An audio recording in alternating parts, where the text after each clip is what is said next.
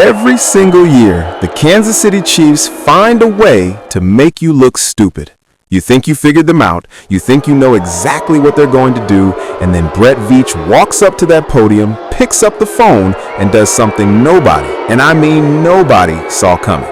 And right now, with the 2026 NFL Draft just weeks away, there is something brewing in Kansas City that the mainstream media is almost completely ignoring. Something that, if it happens, will send shockwaves through every war room in the entire National Football League. The Kansas City Chiefs, the team that just had their dynasty shaken to its core, are sitting on a nuclear weapon.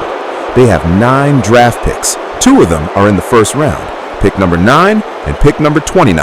And here's the thing nobody is talking about, and I mean the thing that changes everything once you understand it. Brett Veach might not use either one of those picks the way you think he will.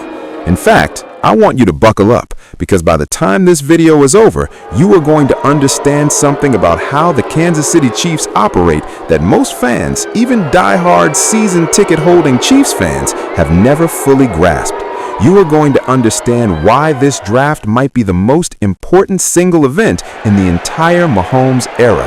Not a Super Bowl, not a free agency signing, a draft. And you are going to understand exactly why trading that first-round pick, the pick everyone is telling you is the most valuable thing the Chiefs own right now, might actually be the smartest thing Brett Veach can do. Stay with me, because this story starts way before today. Let's go back to 2017. Patrick Mahomes is sitting in the green room at the NFL Draft.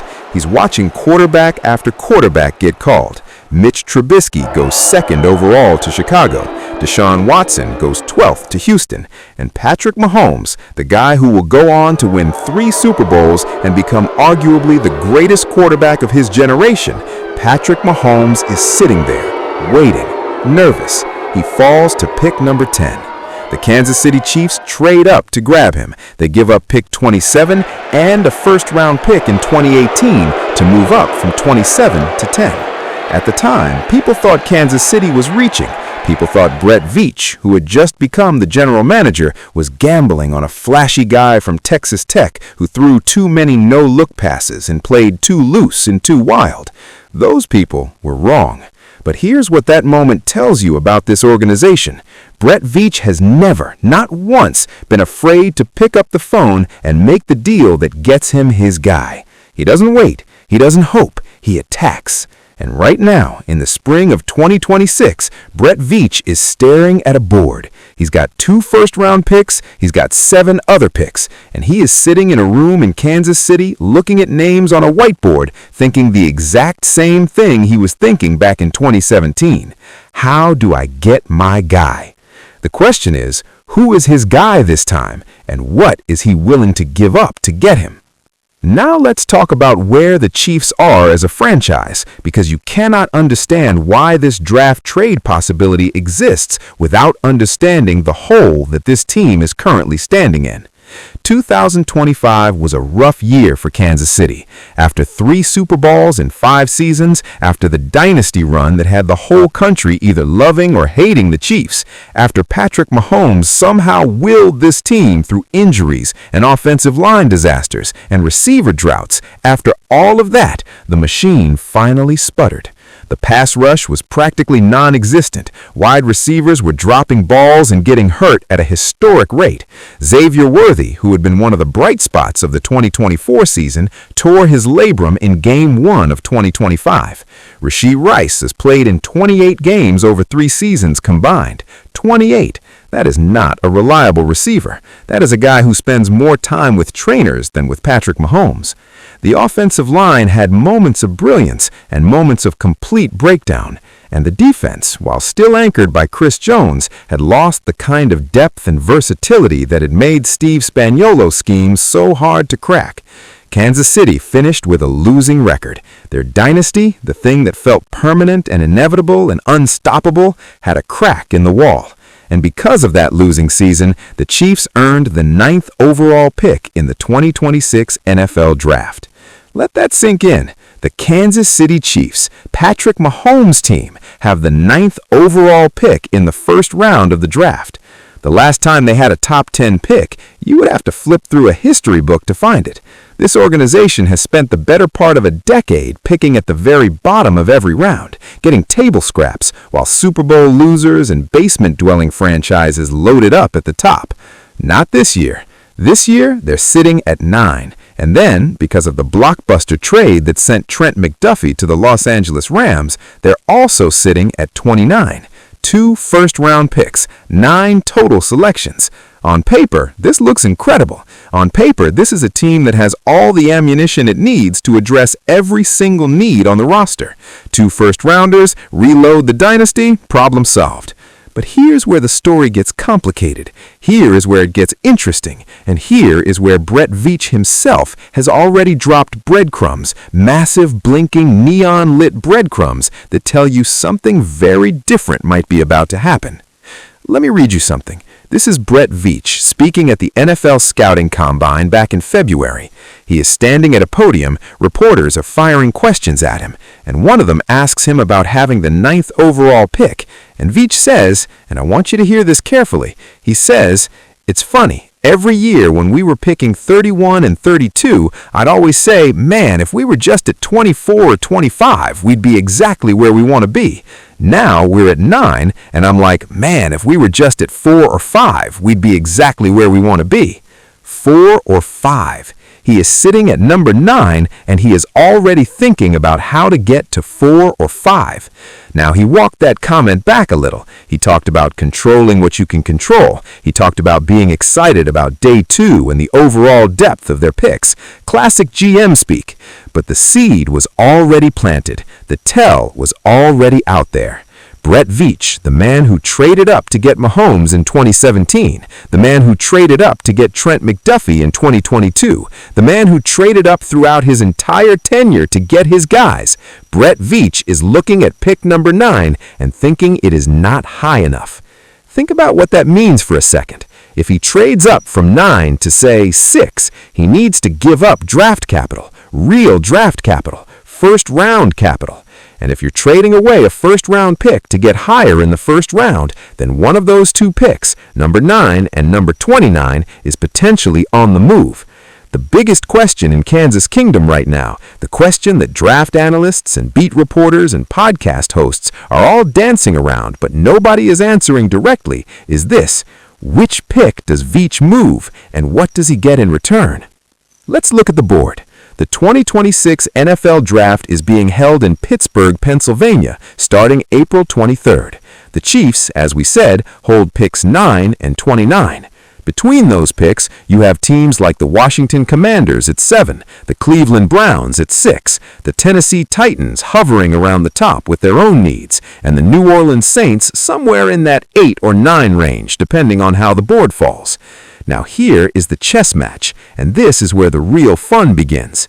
There are 2 elite prospects in this draft class that the Chiefs are reportedly obsessed with. 2 players who, if they land in Kansas City, could solve 2 of the team's most glaring problems simultaneously. The first is David Bailey, edge rusher from Texas Tech. This kid is a freak athlete. He is the kind of pass rusher that makes offensive coordinators lose sleep. He has the speed, the power, the bend, and the motor that every great defensive end needs, and he is exactly what Steve Spagnuolo's defense is missing next to George Karlaftis. The other name floating around Kansas City draft board is Ruben Bain, another edge rusher prospect, another guy who could change the equation on the defensive side of the ball. And here's the problem. Those guys, at least one of them, might not be there at number 9. If the Commanders at 7 like one of them, if the Browns at 6 are targeting one of them, if any of the teams picking between 6 and 8 decide they want an elite edge rusher, then Kansas City arrives at their podium at number 9, the name they wanted is gone, and the whole plan falls apart. This is the nightmare scenario, and Brett Veach knows it. So what does he do? He picks up the phone, he calls the Browns, he calls the Commanders, he says, what's it going to take? And now we are in the territory of real live draft day trade possibilities. According to analysts at Arrowhead Pride, one scenario has the Chiefs trading their 9th pick and their 74th pick, a second rounder, to Cleveland in exchange for the 6th overall pick. That gets them safely ahead of Washington, who at 7 could swipe the exact player Kansas City wants. Another scenario, an even more aggressive one, has the Chiefs moving from 9 to 6 and potentially including the 74th and the 148th pick. That is 3 picks in one trade, a first rounder, a second rounder, and a fourth rounder. And a third scenario, one that gets almost no attention, but completely plausible given Veach's history, is that the Chiefs decide to trade back from pick 9. They move down, they collect more picks, and they use the 29th pick, the pick everyone is telling you is the most valuable thing the Chiefs own right now, might actually be the smartest thing Brett Veach can do. Stay with me. This was not a desperate move. This was calculated. This was the same playbook Veach has run before. You cash in a great player at peak value, you take the picks, and then you use those picks to build the next version of the dynasty. He has done this before. He is doing it again. And the draft trade we are about to witness might be the boldest version of this strategy yet. But let me play devil's advocate for a second. Let me be the voice in the back of your head that says, wait, hold on, is this actually a good idea? Because there is a counter-argument here, a strong one. The Chiefs have needs, multiple, urgent, non-negotiable needs. They need a wide receiver, a real one, not a guy who's fast but fragile, not a slot guy, a number 1 receiver who can win on the outside, who can make contested catches, who can be Patrick Mahomes' go-to guy in the fourth quarter of a playoff game when everything is on the line. They need a cornerback now that McDuffie is in Los Angeles. They need a pass rusher. They need more reliable running back depth. They need to continue improving an offensive line that is still not where it needs to be for a team that wants to win a Super Bowl. With 9 picks, you can address all of those things. If you start trading picks away, you lose flexibility. You lose your ability to solve multiple problems at once. And here is the scariest version of that concern. What if you trade up to number 6, spend 3 picks to get there, and then the guy you wanted, the edge rusher, the receiver, the player you moved heaven and earth to get, what if he gets hurt in his first preseason? What if he turns out to be a bust? What if the evaluation was wrong? It has happened to other teams. It has happened to great GMs who made bold moves and got burned. That is the risk Brett Veach is carrying right now. And that is why this decision, whether to trade, which pick to move, and how much to give up, is the highest stakes call he has made since the night he traded up for Patrick Mahomes. Let's talk about the wide receiver situation, because this is the other major storyline running alongside the trade conversation, and the two things are deeply connected. The Chiefs need a receiver. We've established that. But who is available in this draft, and does it change the math on whether to trade a first-round pick? One name that keeps coming up is Jordan Tyson from Arizona State. This kid is special. He's tall, he's physical, he wins contested catches better than almost anyone in this class. He's been coached by Hines Ward, the legendary Steelers receiver who built his entire career on toughness and route running. And Tyson, by all accounts, has absorbed everything Ward has taught him. But here's the issue with Tyson. He has an injury history, an extensive one, and the Chiefs, with Rashee Rice already being a chronic injury concern and Xavier Worthy having missed time, cannot afford to roll the dice on another receiver who might not be able to stay on the field. So the question becomes, do you use the 9th pick on Tyson? Do you use the 29th? Or do you decide that the receiver need is better solved in free agency, and you use both first-round picks on defensive players? This is the pressure point. This is where Brett Veach has to make a decision that will define the next 3 years of this franchise's competitive window. Patrick Mahomes is not 23 anymore. He is going to be 30 years old this fall. He still has his absolute best football ahead of him. The great quarterbacks always do their best work in their late 20s and early 30s. But the window to keep winning, to keep stacking championships, is not infinite. The time is now. The urgency is real. Every pick matters. Every trade has consequences. Every decision Brett Veach makes in the next few weeks will echo through the next several seasons. Here is something that doesn't get enough attention in this conversation. The Kansas City Chiefs are not just building for 2026, they are trying to build for the next 5 years.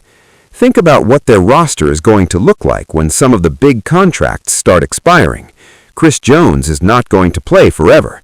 The offensive line pieces that they have assembled will age. The young players they draft in this class need to be ready to step into expanded roles within 2 or 3 years. This is not a one-draft fix situation. This is a foundational moment. And that is precisely why the debate between trading up for one great player versus stockpiling multiple good players is so intense. If you believe in the hit rate, if you believe that Brett Veach can identify elite talent and that one great player at number 6 is worth 3 picks in rounds 1, 2, and 4, then you make the trade. You go get your guy. You bet on Veach's evaluation the way he bet on Mahomes back in 2017. But if you believe that depth wins championships, that the Chiefs' dynasty was built not just on stars, but on the layers of good players below the stars who stepped up when injuries and game plans demanded it, then you stay put. You take the best available player at 9. You take another great player at 29. You build your depth. You fill your holes. Both philosophies have merit. Both have worked in the NFL. And the difference between them in this specific situation, in this specific draft, with these specific players on the board, comes down to one thing. What does Brett Veach see when he watches film? Let me take you inside the war room for a minute. Not literally, we're not getting past the security guards at One Arrowhead Drive, but conceptually, imaginatively. Let me help you feel what that room is like right now. It is quiet in a way that is almost unbearable. There are whiteboards covered with names. Some names are circled in red. Some have question marks next to them. There are printed scouting reports stacked in manila folders. There are laptops open to video clips of players doing drills at the combine, running 40-yard dashes, catching passes in individual drills. Brett Veach is at the head of the table. Andy Reid is somewhere in that building, maybe in the room, maybe pacing the hallway the way he does when he is thinking through a decision. And around them are scouts who have spent the last 6 months traveling to campuses, sitting in the press boxes of college stadiums, writing reports and comparing notes. And on that board is somewhere a phone number, the number of a GM at another team, the number that when dialed on draft day starts the conversation that could change everything. Does Veach dial that number? Does he make the call? Does he push his chips into the middle of the table and say, "This is my guy. I am going all in"? Or does he sit back, fold his hands, and let the board come to him? History says he dials the number, but here's the twist nobody is talking about. What if the call he makes is not to trade up? What if it is to trade down? Hear me out. The 9th overall pick is enormously valuable. It's a top 10 selection. Teams that are one player away from a championship, teams who missed the playoffs last year but have a young franchise quarterback they believe in, those teams would give up significant capital to move from, say, 15 or 16 up to 9. If Veach can find a trade partner willing to pay a premium for that 9th pick, if he can drop from 9 to, say, 14 or 15 while collecting an extra second rounder, then suddenly the Chiefs are sitting on more ammunition, not less. They still have 29, they've added a second rounder. Their total pool of picks grows instead of shrinks. And here's the piece that makes this scenario genuinely compelling.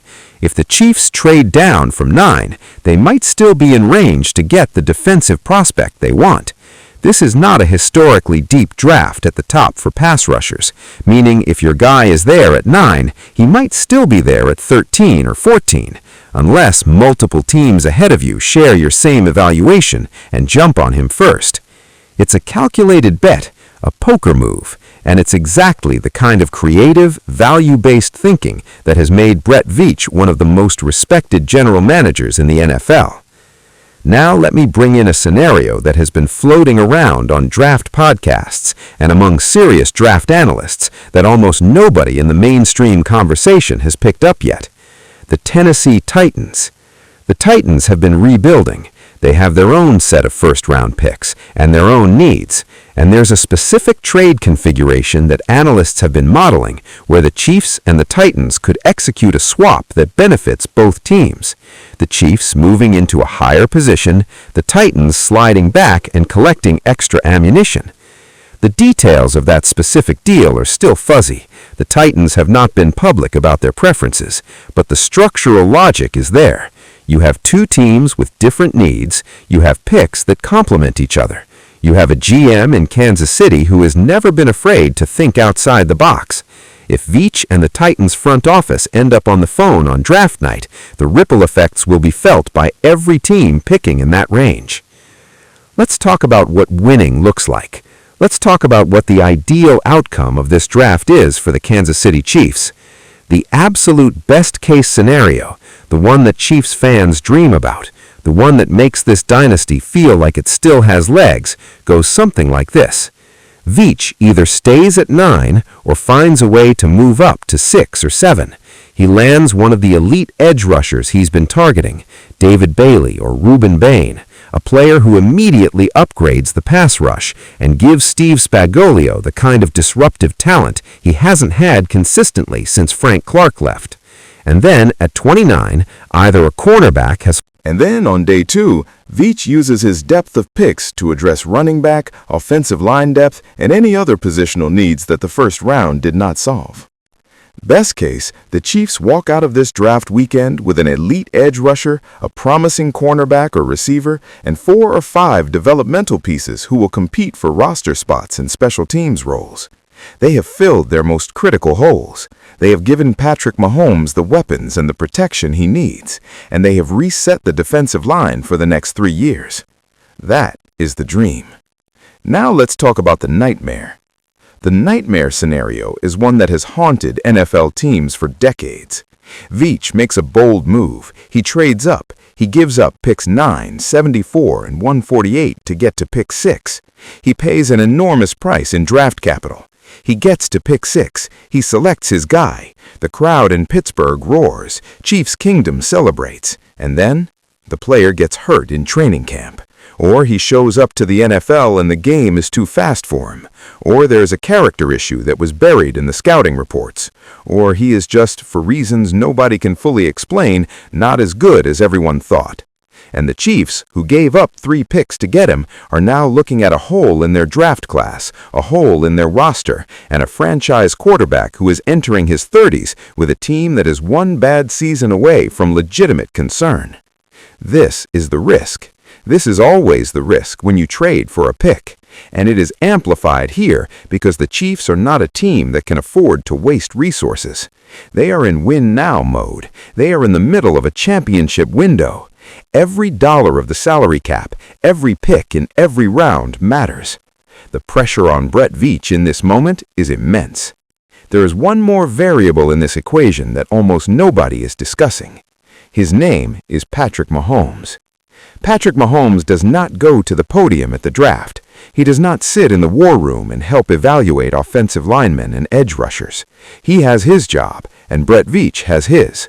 But Patrick Mahomes, through his presence, through his contract, through the reality that the entire franchise is built around making him as successful as possible for as long as possible, Patrick Mahomes is the invisible hand guiding every single decision this front office makes.